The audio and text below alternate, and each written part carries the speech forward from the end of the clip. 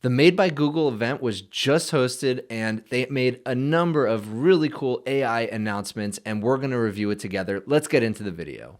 Okay, so we'll watch this video together and I'll skip to the most interesting points. And Gemini is the key to it all. We're fully in the Gemini era, with AI infused into almost everything we're doing at Google across our full tech stack. Our integrated AI strategy means we're in control of where we're heading, and we're innovating at every layer of the stack. Gemini models include our latest Gemini 1.5 Pro developer preview model. So you know I've tested Gemini 1.5, both Pro and the Pro experimental version, and it did not perform well at all. In fact, it was one of the worst models that I've tested in recent memory, which is kind of disappointing. And not only that, I was struggling with AI Studio. It would just cut off halfway through an output of a response, and I don't know why. This is actually a problem that I've had in the past with AI Studio. Let's keep watching. Which is now #1 on the LMSys Chatbot Arena leaderboard. All right, that doesn't mean anything. If you've watched this channel at all, you know benchmarks don't mean anything. They really don't for real world usage, and that is why I conduct my own large language model testing. We're able to deliver help through our incredible apps and services like never before. All right, and this is why I still think Google is incredibly well positioned to win in the artificial intelligence race. They don't actually have to have the best model right now. They probably will have one of the best models in the future, but they don't need to have it today. What they do have is the ecosystem and the hardware. They have the Android ecosystem, which allows users to interact with artificial intelligence. And then they have their suite of applications, which is what you're seeing here. Now, I think I use almost every single app on that screen, which if you think about it, that's really why Google is so powerful. If they just layer on artificial intelligence onto each one of these applications, they have all of my personal information already. So it's not like I need to trust a new company with it. And if I had an agent that could actually do things, accomplish tasks on my behalf within these applications, that would be basically everything that I need in my digital life done. So that's the future that I envision, an AI agent working on my behalf 24/7. And it's really one of two companies that are going to win that race. It's either going to be Apple or it's going to be Google, because they have the hardware, either iOS or Android, and they also have the app ecosystem. Now, although Apple is completely closed source, I'm a big fan of their approach of doing most of the compute on device. I've talked a lot about that in previous videos, whether we're talking about Qualcomm or Apple. On-device compute is very exciting to me because the data doesn't have to leave. The latency is low, the cost is low, and small models continue to get better. Now let's keep watching. All 6 of our products with more than 2 billion monthly users are now using Gemini models to help you.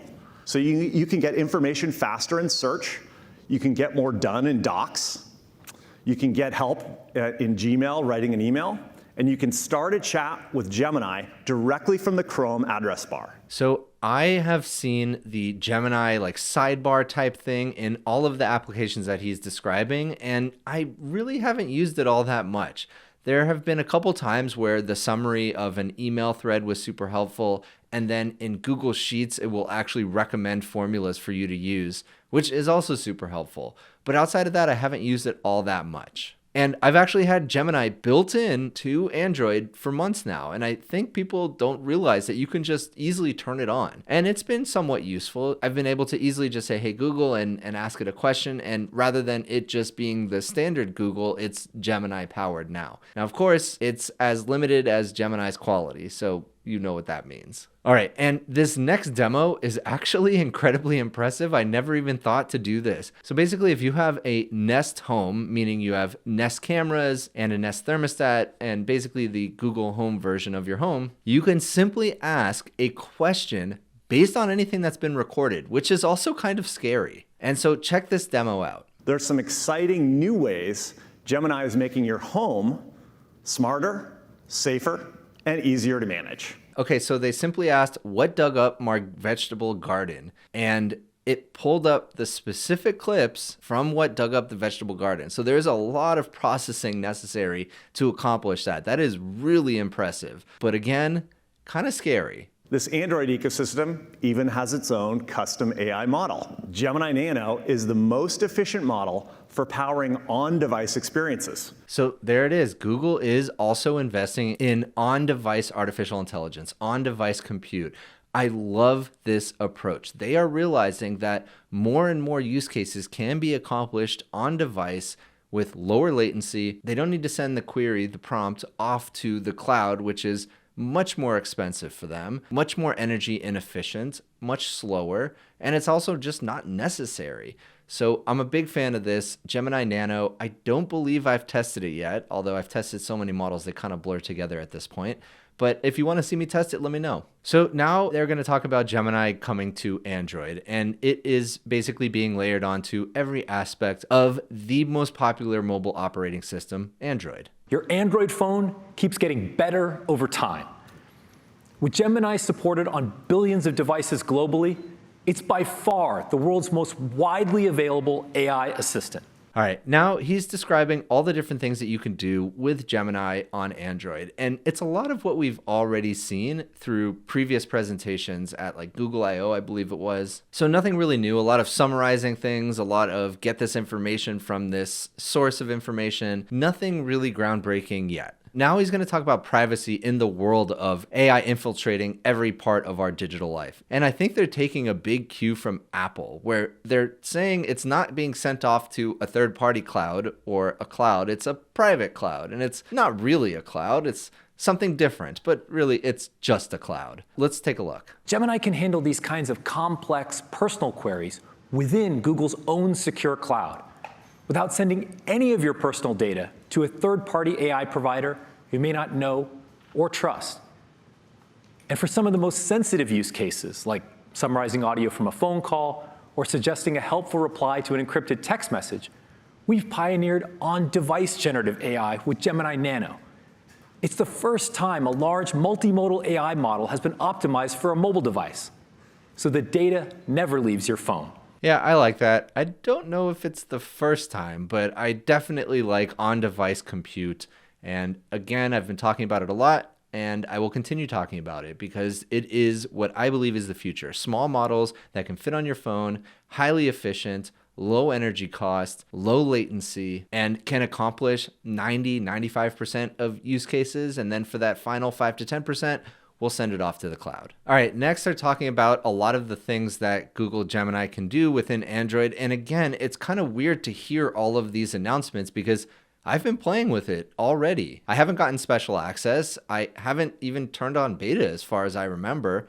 All I did was flip a switch and OK Google was now Gemini. And so I've been using it extensively. And it's just okay. It's really nice to have something more capable than a Siri or a OK Google, but it's still not as powerful as Claude or ChatGPT. And it also actually loses some of the functionality of OK Google. So I use OK Google to control my house, to turn lights on and off. And maybe 1 out of every 5 times, it just refuses to do that. It says I don't have access to do that, even though I know it does.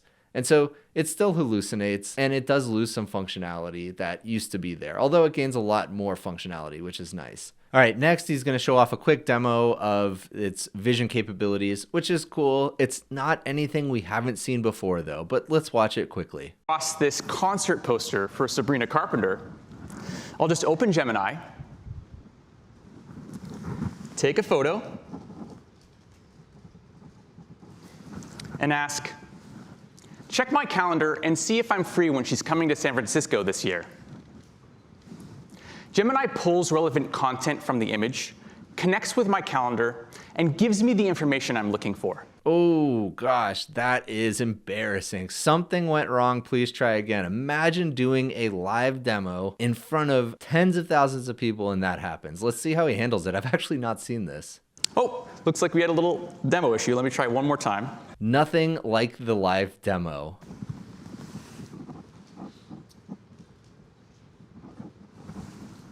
All right. Check my calendar and see if I'm free when she's coming to San Francisco this year. Oh, he's praying right now. Let's see if the demo spirits are with us today. Oh boy. Oh boy, this is awkward. Oh no. No. Uh-oh. Looks like they're not with us. All right. Let me Let me try that one more time on another device.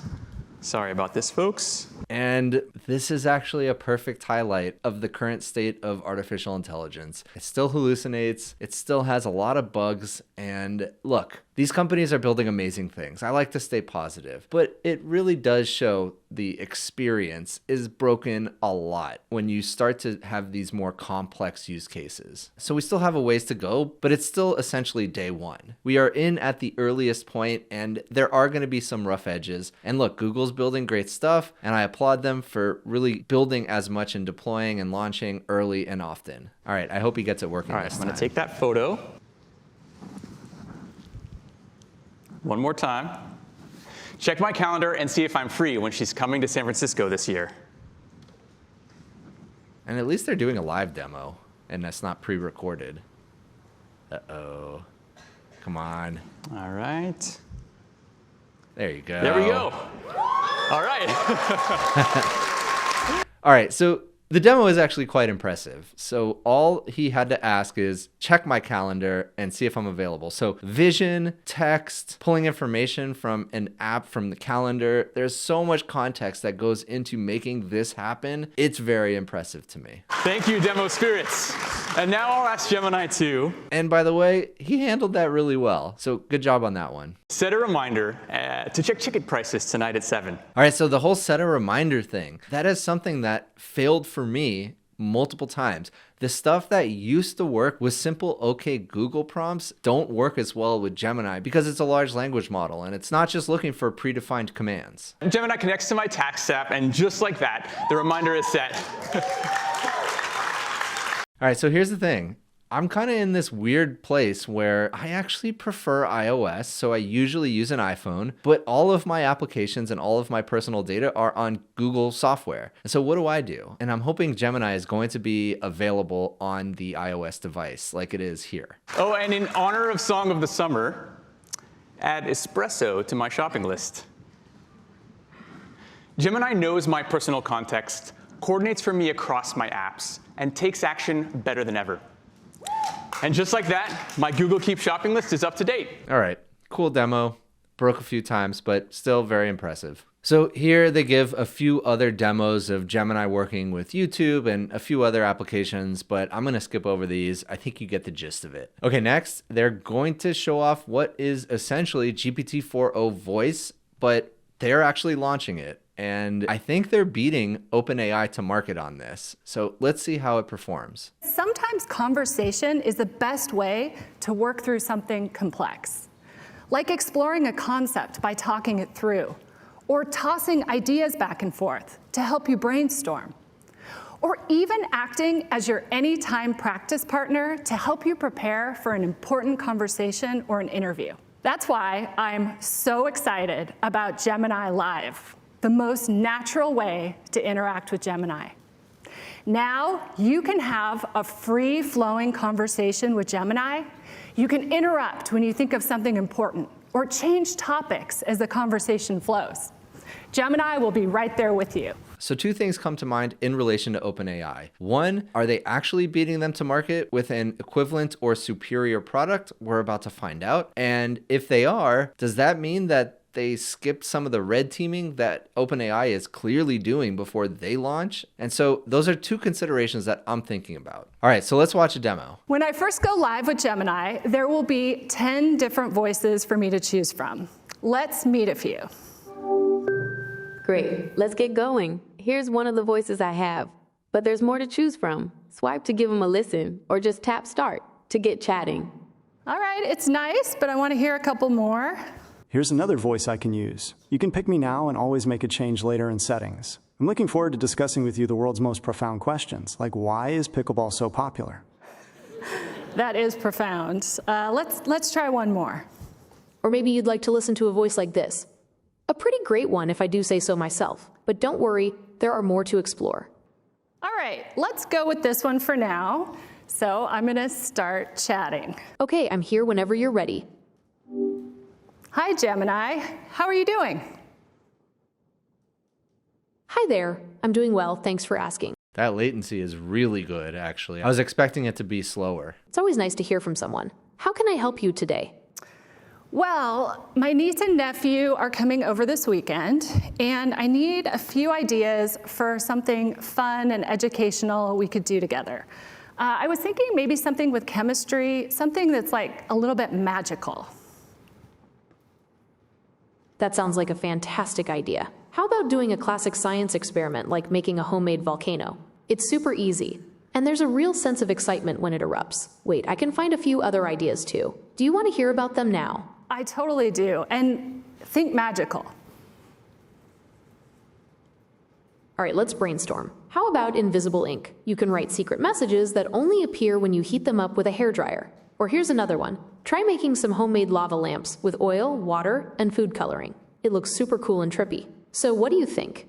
Those are cool. The voices don't sound as good as GPT-4o Voice's demo. And what I mean by that, by good, is they don't sound as natural. They sound a little bit more robotic, and some of the intonations sound a little bit off, but it's still cool. It just doesn't quite sound like a human. But here's the most important part. Gemini Live launching today, and you know I'm going to be testing it out, so I'll let you know what I think. And they did beat OpenAI to market on this, so who thinks it's going to be jailbroken within a day? Let me know in the comments. All right, now they're going to talk about the new Pixel phones, which I'm not going to spend too much time on because that's not really AI related, but I think what they're going to start talking about is how they're having new AI chips built into these phones. Pixel is our platform for showcasing the very best of Google AI. All the Gemini helpfulness you've seen so far is built right into Pixel. And we're going even further with Pixel 9, the first phone designed for the Gemini era. The full stack that Rick walked you through comes to life in Pixel in ways that are simple and helpful. You've got Tensor, our custom-designed silicon that's specially tuned for our AI models. So they have the custom AI chips directly on the device. Again, AI compute is moving to the edge. And you've got our latest on-device model, Gemini Nano with multimodality. So with the new chip, you have the new model living directly on the device. I love that approach. All right, now let's learn about the AI hardware and some of the AI features to come to the new Pixel. We custom developed Tensor G4 working hand in hand with Google DeepMind. So the industry's top AI research team is collaborating directly on the silicon for Pixel and optimizing it for Google's latest advanced models, including our latest on-device model. Pixel 9 is the first phone to launch with Gemini Nano with multimodality, the most capable on-device AI model ever shipped on a phone. In fact, it's 3 times more capable and sophisticated than the Gemini Nano model we shipped just 9 months ago on Pixel 8 Pro. And even with this increase in size and complexity, the TPU in Tensor G4 can generate an industry-leading mobile output rate of up to 45 tokens per second. Yeah, that's great. Completely mobile, multimodal, 45 tokens per second. I want to test it though, because really all of this doesn't matter if it doesn't perform well. So I'll be testing it and I'll let you know. Okay, so now they're going to go over some AI features that are only available on the Pixel device. So let's take a look quickly through these new features. For a lot of us, it's the first thing we look up in the morning. So we're using AI to make that experience much more helpful and delightful with the new Pixel Weather app. Let's use it to get a live look at the weather here in Mountain View. And Gemini Nano generates a custom AI weather report.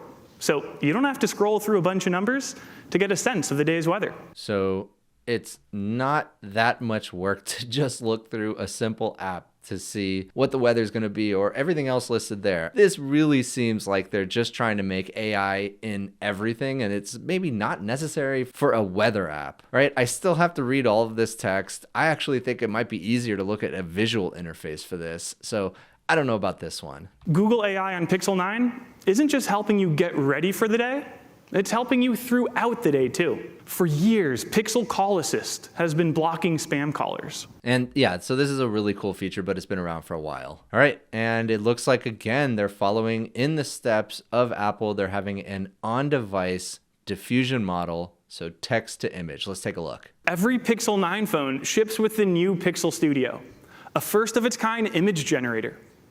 It's powered by an on-device diffusion model running on Tensor G4. And our Imagine 3 text-to-image model in the cloud. So you can just type whatever you want to create. Perfect example, a funky party invite. Our coworker Tejas, he's moving back to San Francisco and finally getting his own place. Nothing says welcome back to California like a party at the fire pits at Ocean Beach. Watch how easy it is to whip up an invite. I'll make one live right now. So I'll just tap create, and I'll start with a simple prompt. Let's go with beach bonfire pit at sunset. And we've made Pixel Studio fast. There's not much waiting here, as you can see. That's really impressive. Plus, they basically don't have the same guardrails as the Apple Intelligence version, which, you can only have like 3 different options for style. This seems much more free-form and very fast. I like it. This is cool. Okay, now that looks pretty good. Let's make it quintessential San Francisco. Why don't we add in the Golden Gate Bridge? So let's see what Pixel Studio comes up with. Nice. I do want this to feel like a party. And Pixel Studio lets me get creative. So why don't we add some fireworks in the sky? See what that looks like. Really nice. I do want this to feel more like an invite, though, instead of a photo. If I tap the Style button, I can quickly change how the image looks. Why don't we try a cartoon? And it'll take just a moment, just like changing your prompt would. OK, changing your style, as you can see, it's quick, it's easy, and honestly, it's pretty fun. In this case, though, it's not what I'm going for. So why don't we try another style, like a retro video game, and see what that looks like. OK, really cool. And if I want to change the composition. Okay, so you get the point. Pretty darn cool. I like this. All right, next is a really cool feature. This is definitely something I would use, and it works seemingly really well. And Marques Brownlee already made a video demoing his use of it, and yeah, it looks like it works well. So let's take a look at Add Me. Family vacation photo or that once-in-a-lifetime photo with your favorite athlete. We'll show you how it works with the Pixel 9 Pro and with a Pixel user who's a 6-time NBA All-Star, Jimmy Butler.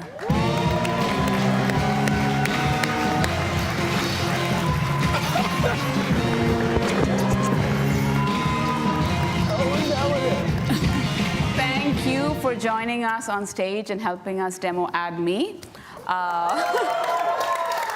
Would you mind if you take a picture with you? Of course, anything for you. And don't box me out? I won't, I promise. Okay, let's step over here. Let's step over here. Kenny, if you can take a picture, please. Of course. Can you all see? Let's see. You look good, Kenny. Yeah. All right, there we go. So I'm going to pop over to that Add Me mode. I'm going to frame up the shots. Make sure I include a little room on the right here for myself, and boom. Now, Shanaz, this is Jimmy Buckets. Please, I need add a little meat. You need to add the picture. Let's get Kenny in the picture. Let's go. As you can see, the overlay, the augmented reality overlay is guiding me, and now I can take a photo. And now, if you both come over here, you will see that it is going to be processed in one single shot. Yeah, all right, so super cool. It basically allows you to take a photo, switch who's taking the photo, add somebody else, and then it puts it all together in a shot that didn't actually happen in reality. And Marques Brownlee had talked about this years ago. He said, as AI continues to make photos better and different and add features to them, what is actual reality at that point? Are we taking a photo of reality? Certainly not in this instance. This did not actually happen the way that the photo is taken. So I've talked about this before. It is fascinating to me. I want to keep thinking about this because at a certain point, video, photos, audio, everything we're going to be listening to is either going to be AI augmented or AI created. So what is reality? All right, so that was the major announcements related to artificial intelligence at this event. Let me know what you think in the comments. I think they announced some okay things, but nothing revolutionary. I love knowing that these large language models are making it into the mobile devices. I can't wait to try out Apple Intelligence. I actually haven't yet, but you know I will. And you know I'm going to go test Gemini on my Android phone a bunch more. So if you liked this video, please consider giving a like and subscribe, and I'll see you in the next one.